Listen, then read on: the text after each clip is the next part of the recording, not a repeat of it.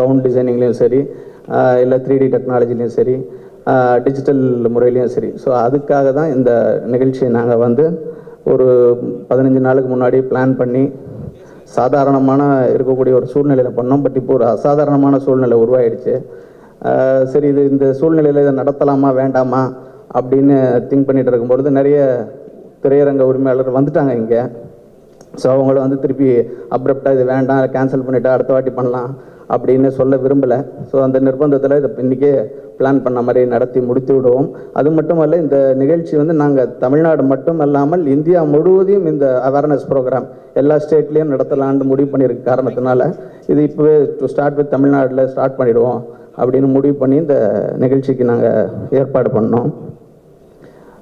அதற்கு முன்பாக அந்த ஜிஎஸ்டி ஒரு நாடு ஒரு வரி அப்படின்ற ஒரு இதில் ஆரம்பிக்கப்பட்டது. பட் திடீர்னு லாஸ்ட் மினிட்ல நம்ம கவர்மெண்ட் வந்து அடிஷ்னலாக ஒரு என்டர்டெயின்மெண்ட் டேக்ஸை போட்டுட்டாங்க. ஸோ இப்போது as a production house Lyca பார்த்தீங்கன்னா நாங்கள் 2.0 ரஜினி சார் வச்சு சங்கர் சார் டைரக்ஷனில் பண்ணிகிட்ருக்கோம்.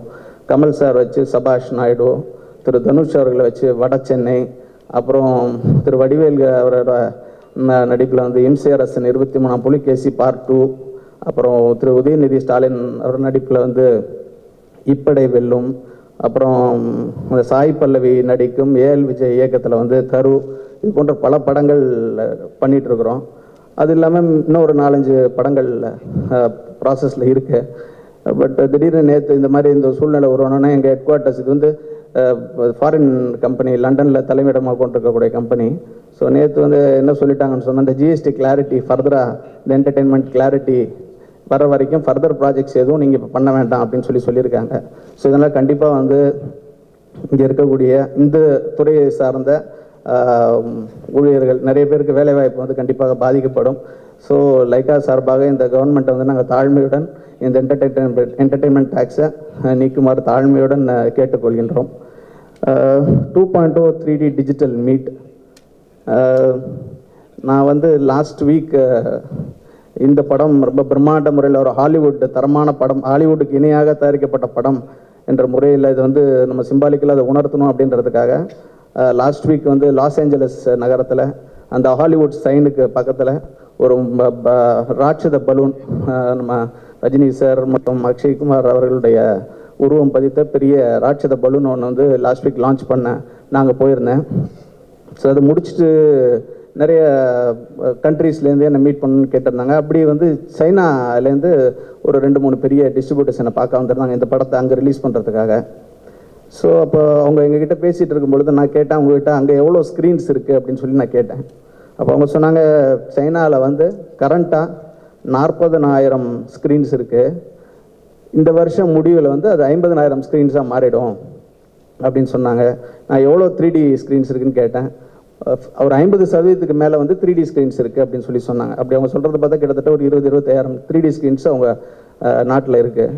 ஸோ இந்தியாவும் சைனாவும் பார்த்தீங்கன்னா கிட்டத்தட்ட பாப்புலேஷன் வைஸு டெவலப்மெண்ட் வைஸு நம்ம ஒன்றா நினச்சிட்டு இருக்கிறோம். பட் நம்ம ஃபீல்டில் மட்டும் பார்த்தீங்கன்னா நம்ம கண்ட்ரியில் நம்ம நாட்டில் வந்து ஒரு வெறும் மொத்த ஸ்க்ரீன்ஸ்னு பார்த்தா எனக்கு தெரிஞ்ச ஒரு 10,000 ஸ்க்ரீன்ஸ் இருக்கும். 3D ஸ்க்ரீன்ஸ்னு பார்த்தா ஒரு 1,500 ஸ்க்ரீன்ஸ் தான் இருக்குது இந்தியா முழுவதும். ஸோ இப்போ கஷ்டப்பட்டு 3D படங்கள் எடுத்தால் கூட அதை பார்க்குறதுக்கான வாய்ப்புகள், 3Dயில் பார்க்குறதுக்கான வாய்ப்புகள் தியேட்டர் வந்து மாறணும்.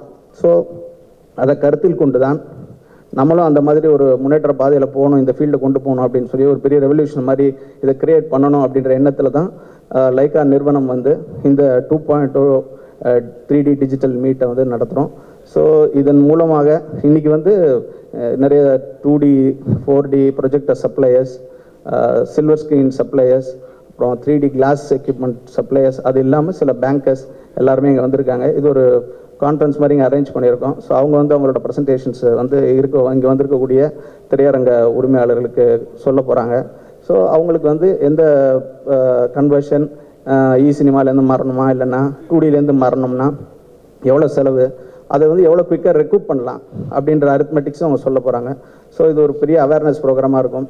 இந்த நிகழ்வின் மூலமாக அட்லீஸ்ட் எத்தனை ஸ்க்ரீன் மாறப்போகுது தெரியல, ஒரு 10 ஸ்க்ரீன் குறைந்தபட்சம் மாறினா கூட இந்த நிகழ்வு கிடைத்த வெற்றியாக லைக்கா நிறுவனம் கருதுகிறது. வந்த அனைவருக்கும் என் மனமார்ந்த நன்றியை தெரிவித்து விடைபெறுகிறேன். நன்றி, வணக்கம்.